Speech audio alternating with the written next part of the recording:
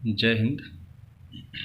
भूगोल की सीरीज़ को शुरू करते हुए हम 6 क्लास की ज्योग्राफी से स्टार्ट करेंगे, जो एनसीईआरटी बेस्ड होगा।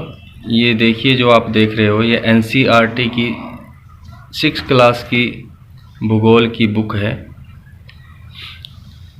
ऐसे ही हम 6 क्लास से लेकर और 12 क्लास तक की सभी एनसीईआरटी की बुक से जितने भी लेसन्स के पीछे क्वेश्चंस बनते हैं, उन क्वेश्चंस के आंसर को देखेंगे। ठीक है, तो चलिए आज हम शुरू करते हैं 6ठी क्लास की बुक, जिसका नाम है पृथ्वी हमारा आवास। इसमें हम देखते हैं कौन कौन से लेसन हैं। आज हम पहला लेसन जिसका नाम है सौर मंडल में पृथ्वी। ठीक है, इस लेसन्स के पीछे जितने भी क्वेश्चंस बनते हैं, आज हम उनके आंसर्स को यहाँ पे देखेंगे। मैं बताऊंगा आपको कि कौन से पेज नंबर पर कौन से क्वेश्चन का आंसर है। तो देखते हैं पहले लेसन के क्वेश्चंस कौन कौन से हैं। ये देखिए, फर्स्ट लेसन है और फर्स्ट लेसन के क्वेश्चंस है आपके सामने। पहला क्वेश्चन है, ग्रह और तारे में क्या अंतर है। सेकंड क्वेश्चन है, सौरमंडल से आप क्या समझते हैं। थर्ड क्वेश्चन, सूर्य से उनकी दूरी के अनुसार सभी ग्रहों के नाम लिखें। फोर्थ क्वेश्चन है, पृथ्वी को अद्भुत ग्रह क्यों कहा जाता है। फिफ्थ क्वेश्चन है, हम हमेशा चंद्रमा के एक ही भाग को क्यों देख पाते हैं। और छठा क्वेश्चन है, ब्रह्मांड क्या है।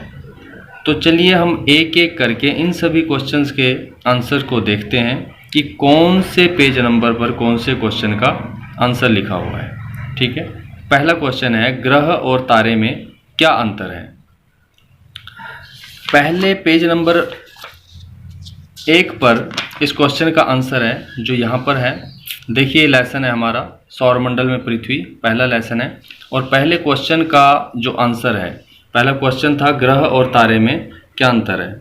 ये पहले क्वेश्चन का आंसर है यहाँ से। कुछ खगोलीय पिंड बड़े आकार वाले तथा गर्म होते हैं। ये गैसों से बने होते हैं। इनके पास अपनी ऊष्मा तथा प्रकाश होता है, जिसे वे बहुत बड़ी मात्रा में उत्सर्जित करते हैं। इन खगोलीय पिंडों को तारा कहते हैं। सूर्य भी एक तारा है। देखिए, यहाँ पे क्लियर बताया गया है कि कुछ खगोलीय पिंड ऐसे होते हैं जिनके पास अपनी ऊष्मा और प्रकाश होता है। ठीक है, और ऐसे खगोलीय पिंड तारे कहलाते हैं, जैसे हमारा सूर्य है। ठीक है, उसके बाद देखते हैं ग्रह क्या होते हैं। देखिए, यहाँ पे लिखा हुआ है कुछ खगोलीय पिंडों में, पेज नंबर 2 पे, ये पेज नंबर 2 पर है। एक ही क्वेश्चन का, पहले क्वेश्चन का आंसर है ये भी। कुछ खगोलीय पिंडों में अपना प्रकाश एवं ऊष्मा नहीं होती है। वे तारों के प्रकाश से प्रकाशित होते हैं। ऐसे पिंड ग्रह कहलाते हैं। ग्रह, जिसे अंग्रेजी में प्लेनेट कहते हैं। यहाँ तक इसको याद कर लीजिए कि इंग्लिश में इनको प्लेनेट कहते हैं। ठीक है, उससे आगे याद करने की ज़रूरत नहीं, अभी आप छोटी क्लास में हो। सिर्फ इतना याद रखिए कि ग्रह होते क्या हैं और तारे क्या होते हैं। तारों के बारे में बताया कि ऐसे खगोलीय पिंड जिनके पास अपनी ऊष्मा और प्रकाश होता है। ठीक है, और वह आकार में बड़े या छोटे हो सकते हैं। ऐसे खगोलीय पिंड तारे कहलाते हैं। कुछ खगोलीय पिंडों में अपना ऊष्मा और प्रकाश नहीं होता, वे तारों के प्रकाश से प्रकाशित होते हैं। ऐसे पिंड क्या कहलाते हैं, ग्रह कहलाते हैं। ठीक है, और ग्रहों को इंग्लिश में क्या कहते हैं, प्लैनेट। सिर्फ इतना याद रखिए। ये पहले क्वेश्चन का आंसर था।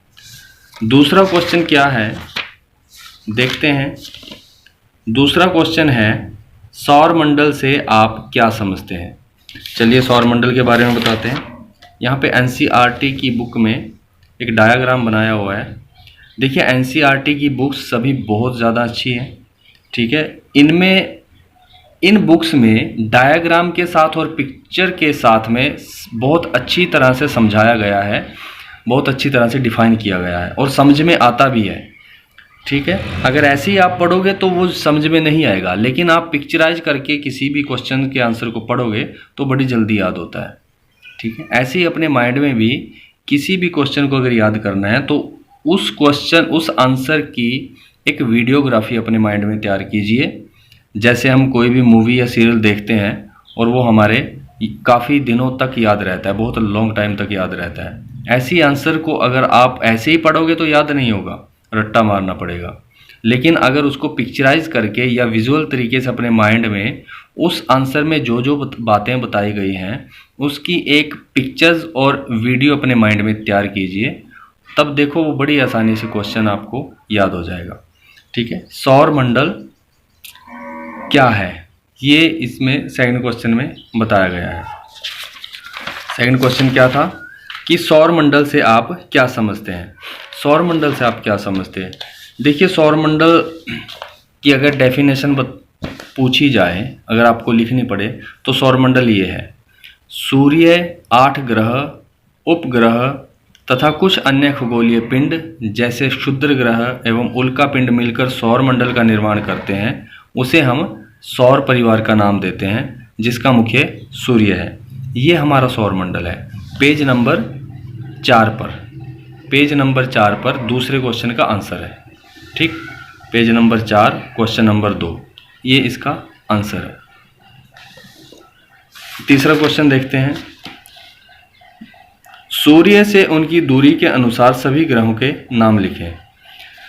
ये जो मैं डायग्राम आपको दिखा रहा था, इसमें आप इसको अच्छी तरह से देख सकते हैं और समझ सकते हैं। देखिए, ये हमारा सूर्य है, डायग्राम में दिखाया गया है। इसके अनुसार, सूर्य से दूरी के अनुसार ये सभी ग्रह, प्लैनेट्स यहाँ पे क्रम वाइज लगे हुए हैं। तो सबसे पहले देखो आप, सूर्य के सबसे नज़दीक का जो ग्रह है वह है मरकरी। ठीक है, जिसको हम बुध ग्रह बोलते हैं। ये सबसे नज़दीक है सूर्य के। सेकंड नंबर पर है हमारा वेनस, जिसको हम शुक्र ग्रह कहते हैं। थर्ड नंबर पर हमारी अर्थ आती है, हमारी पृथ्वी आती है। ठीक, पृथ्वी हमारा तीसरे नंबर का ग्रह है। फोर्थ नंबर पर आता है मार्स, मंगल ग्रह। मंगल ग्रह के बाद 5वें नंबर का ग्रह है हमारा जुपिटर, जिसको हम बृहस्पति ग्रह बोलते हैं।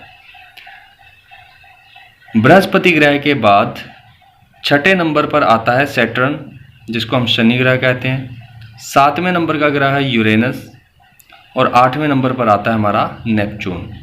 ठीक है, इसमें सबसे जो मेन बात है वह एक क्वेश्चन ये भी निकल कर आता है कि हमारे सौर मंडल का सबसे बड़ा ग्रह कौन सा है। तो हमारे सौर मंडल का सबसे बड़ा ग्रह है जुपिटर। ठीक है, ये सबसे बड़ा ग्रह है। और सबसे छोटा ग्रह कौन सा है? बुध। ठीक है, ये दो बातें याद रखनी है। तो ये सूर्य से सीरियल वाइज लगे हुए हैं दूरी के अनुसार। ठीक है, सबसे नज़दीक बुध है, उसके बाद शुक्र, तीसरे नंबर पर पृथ्वी, चौथे पर मंगल, 5वें पर बृहस्पति, 6ठे नंबर पर शनि, 7वें पर यूरेनस और 8वें पर नेपच्यून। चलिए, ये आपके तीसरे क्वेश्चन का आंसर था। चौथा क्वेश्चन देखते हैं। चौथा क्वेश्चन क्या कहता है?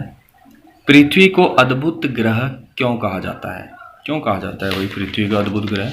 देखिए, यहाँ पर ये आंसर है इसका, पेज नंबर 5 पर। पेज नंबर 5 है।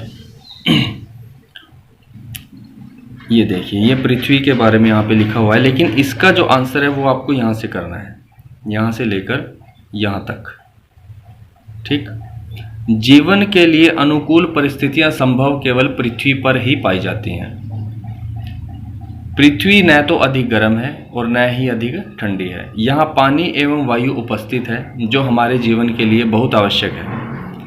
वायु में जीवन जीने के लिए आवश्यक गैसें जैसे ऑक्सीजन मौजूद है। इन्हीं कारणों से पृथ्वी सौरमंडल का सबसे अद्भुत ग्रह है। देखो, ऐसा भी नहीं है, चलो हमारे सौरमंडल के अकॉर्डिंग तो हम मान लेते हैं कि जीवन जीने के लिए अनुकूल परिस्थितियां केवल पृथ्वी पर ही संभव है, लेकिन इस ब्रह्मांड के अंदर बहुत से ऐसे ग्रह हैं, करोड़ों अरबों ग्रह पड़े हैं, ठीक है, जिनके बारे में हम जानते भी नहीं हैं। उन पर भी जीवन हो सकता है, हमें नहीं पता है, ना ही अभी तक हमारी साइंस वहाँ तक पहुँच पाई है। ठीक है, और केवल 8 ग्रह भी नहीं है, जो आप लोग पढ़ते हो ना कि हमारे सौरमंडल में 8 प्लैनेट्स हैं, ऐसा भी नहीं है। बहुत ज़्यादा, बहुत अधिक प्लैनेट्स हैं, ज़्यादा प्लैनेट्स हैं। क्या पता कितने हों, लेकिन 8 ग्रहों को, 8 प्लैनेट्स को इसलिए यहाँ पे दिखाया गया है, ये जो प्लैनेट्स हैं ये अपनी धुरी पर और सूर्य के चारों ओर एक जिसको बोलते हैं ना कि अपनी गति के अनुसार और एक प्रॉपर वे में परिक्रमा करते हैं। ठीक है, बाकी और बहुत से ग्रह हैं, जैसे प्लूटो भी था, उसको ग्रहों की संख्या से निकाल दिया गया है। ठीक है, बहुत दूर था वो हमारे सूर्य से। तो ऐसे बहुत से ग्रह हैं, 8 ग्रह नहीं है, लेकिन हमें पढ़ाने के लिए अगर किताबों में लिखा है तो हमें एजुकेशन और पढ़ने की दृष्टि से 8 ग्रह ही पढ़ने हैं, क्योंकि हमारे पास तो किताबों में क्वेश्चन तो यही बनेंगे ना कि हमारे सौरमंडल में कितने ग्रह हैं। तो यह आपके चौथे क्वेश्चन का आंसर था। 5वां क्वेश्चन क्या है, हम हमेशा चंद्रमा के एक ही भाग को क्यों देख पाते हैं। अच्छा, एक बार इसको समझ लीजिए, पृथ्वी को अद्भुत ग्रह क्यों कहा जाता है, ये मैं आपको बता रहा था। देखिए यहाँ पे क्या दिया गया है कि जीवन जीने के लिए परिस्थितियां संभवतः केवल पृथ्वी पर ही पाई जाती हैं। पृथ्वी पर न तो अधिक गर्म और न ही अधिक ठंडी है। यहाँ पानी एवं वायु उपस्थित है जो हमारे जीवन जीने के लिए आवश्यक है। वायु में जीवन के लिए आवश्यक गैसें हैं, जैसे ऑक्सीजन मौजूद है। इन्हीं कारणों से पृथ्वी सौरमंडल का अद्भुत ग्रह है। देखो, पृथ्वी पर अगर हमने जन्म लिया है, कोई जीव पनपा है, तो वो उसके पीछे बहुत से कारण रहे हैं। ठीक है, और पृथ्वी पर जो वायुमंडल बना है जिसमें हम सांस लेते हैं, इसके बनने के पीछे भी बहुत बड़ा कारण रहा है। कोई 1-2 दिन की या 1-2 साल की ये प्रक्रिया नहीं है, करोड़ों वर्ष लगे हैं इस प्रक्रिया को बनने में। ठीक है, जिसके कारण हम पृथ्वी पर जन्मे और वायुमंडल जो हमारी पृथ्वी पर है उसमें मौजूद जो गैस है ऑक्सीजन, उसके ज़रिए हम सांस लेते हैं। पीने के लिए हमारे पास पानी है। ठीक है, इस कारण से इस पृथ्वी को अद्भुत सौरमंडल का अद्भुत ग्रह कहा जाता है। ठीक है, इतना क्वेश्चन याद रखना है, इतना आंसर यहाँ से लेकर और यहाँ तक सिर्फ याद रखना है, इससे आगे याद करने की ज़रूरत नहीं है। 5वां क्वेश्चन है आपका, हम हमेशा चंद्रमा के एक ही भाग को क्यों देख पाते हैं। सबसे पहले तो इसके पीछे का एक कारण समझे। सीधी सी बात है, मान लीजिए ये जो अभी आप देख रहे हो, जहाँ मेरे फ़ोन का कैमरा है, ये समझ लीजिए कि आपकी आँख है। ठीक है, ये आप हो और ये है चंद्रमा। इस बुक को देखिए, मैं आपको दिखा रहा हूँ, जो चीज़ मैं आपको दिखा रहा हूँ, जहाँ से आप देख रहे हो वहाँ से केवल आपको इसका एक ही पार्ट दिखाई दे रहा है। ठीक है, इसके पीछे का तो नहीं दिखाई पड़ेगा ना। ये या तो तब दिखाई देगा जब मैं इसको घुमाऊंगा, या तब दिखाई देगा जब आप अपने आप में घूमोगे ऐसे। ठीक है, तो चंद्रमा पर जहाँ पे हम जैसे पृथ्वी पर खड़े हैं, पृथ्वी पर बैठकर या खड़े होकर देखते हैं, तो हमारी आंखें जिस हिस्से को देख पाती हैं वही तो दिखेगा। ठीक है, तो दूसरा हिस्सा तो हमें नज़र नहीं आएगा ना। तो इसके पीछे का एक कारण ये भी होता है कि जैसे चंद्रमा पृथ्वी का एक चक्कर लगाने में 27 दिन पूरे करता है। ठीक है, चंद्रमा पृथ्वी का एक चक्कर पूरा करने में 27 दिन का समय लेता है। लगभग इतने ही समय में यह अपने अक्ष पर भी घूमता है। ठीक है, इसके परिणाम स्वरूप पृथ्वी से हमें चंद्रमा का केवल एक ही भाग दिखाई पड़ता है। ठीक, तो यहाँ तक इस क्वेश्चन के आंसर को याद करना है। ठीक है, छठा क्वेश्चन है कि ब्रह्मांड क्या है। ब्रह्मांड क्या है, ब्रह्मांड के बारे में देखते हैं। देखिए, वैसे तो अगर ब्रह्मांड के बारे में बताया जाए, कल्पना की जाए, डिटेल में बताया जाए, तो बहुत ही मुश्किल होता है ब्रह्मांड के बारे में कल्पना करना कि ब्रह्मांड है क्या। ब्रह्मांड का कोई अंत नहीं है, कोई ये नहीं है कि कोई इसकी सीमा है या आपको कुछ बिल्कुल शॉर्ट तरीके में बता दिया जाए कि ब्रह्मांड ये चीज़ है। नहीं, ब्रह्मांड अगर देखोगे, देखिए यहाँ पे दिखाया गया है ब्रह्मांड के बारे में, ये पिक्चर दिखाई गई है। ये जो आप देख रहे हो धूमिला सा, ये अरबों खरबों तारे हैं और इन तारों को मिलाकर एक आकाश गंगा बनती है। ऐसे ही अरबों खरबों आकाश गंगाओं से मिलकर एक ब्रह्मांड का निर्माण होता है।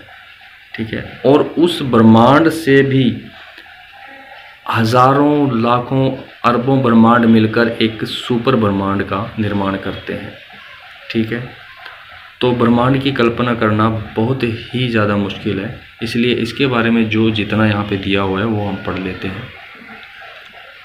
ब्रह्मांड क्या है, देखो यहाँ पे बताया गया है, क्या आपने तारों वाले खुले आकाश में एक ओर से दूसरी ओर तक फैली चौड़ी सफ़ेद पट्टी की तरह एक चमकदार रास्ते को देखा है? यह लाखों तारों का समूह है। यह पट्टी आकाश गंगा कहलाती है। ठीक है, जिसे हम मिल्की वे कहते हैं। हमारी आकाश गंगा का नाम है मिल्की वे। हमारा सौर मंडल इस आकाश गंगा का एक भाग है। जो हमारा सौर मंडल है, सूर्य है और 8 ग्रह हैं, ये हमारी आकाश गंगा का भाग है। प्राचीन भारत में इसकी कल्पना आकाश में प्रकाश की एक बहती नदी से की गई है। इस प्रकार इसका नाम आकाश गंगा पड़ा था। आकाश गंगा करोड़ों तारों, बादलों तथा गैसों की एक प्रणाली है। इस प्रकार की लाखों आकाश गंगाएं मिलकर ब्रह्मांड का क्या करती हैं? निर्माण करती हैं। ठीक है, यही है ब्रह्मांड। ब्रह्मांड की विशालता की कल्पना करना अत्यधिक कठिन है। देखो, ये चीज़ मैं आपको बता चुका हूँ कि ब्रह्मांड के बारे में बताना बहुत ज़्यादा मुश्किल है। ठीक है, ब्रह्मांड आप ये मान लीजिए कि मान लो आप ये देख रहे हो ना, ये सौर मंडल, ये हमारा सौर मंडल है। ठीक है, लेकिन अगर इसी सौर मंडल को आप अपनी आकाश गंगा में देखोगे, एक मिल्की वे में देखोगे, तो ये सौर मंडल आपको बहुत छोटा नज़र आएगा। और देखो, हमारे सौर मंडल का सबसे बड़ा तारा कौन सा है? हमारे सौर मंडल में सूर्य है। लेकिन अगर आप इसको अपनी आकाश गंगा में देखोगे तो सूर्य एक सुई की नोक के बराबर भी नज़र नहीं आएगा आपको।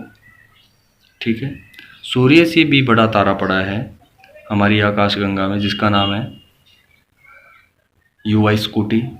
ठीक है, वह सूर्य से इतना बड़ा है कि लाखों सूर्य उसमें समाये जा सकते हैं। ये जो अपनी पृथ्वी आप देख रहे हो, ये सारे के सारे प्लैनेट्स आपको बता दूं ऐसे ही अपनी ग्रेविटी के कारण हवा में लटके हुए हैं। मंगल और जुपिटर के बीच में, मंगल और बृहस्पति के बीच में जो ये आप तो चौड़ी सी पट्टी देख रहे हो, इनको क्षुद्र ग्रह बोलते हैं, जो हवा में तैर रहे हैं ऐसे ही। ये सारे ग्रह ऐसे ही हवा में तैर रहे हैं, इनके ऊपर नीचे कोई सपोर्ट नहीं है। कहावतें भी आपने सुनी होगी कि पृथ्वी जो है वह बैल के सींग पर टिकी हुई है या शिवजी के त्रिशूल पर टिकी हुई है। ऐसा कुछ नहीं है। अपनी ग्रेविटी के कारण, गुरुत्वाकर्षण बल के कारण ये हवा में लटके हुए हैं।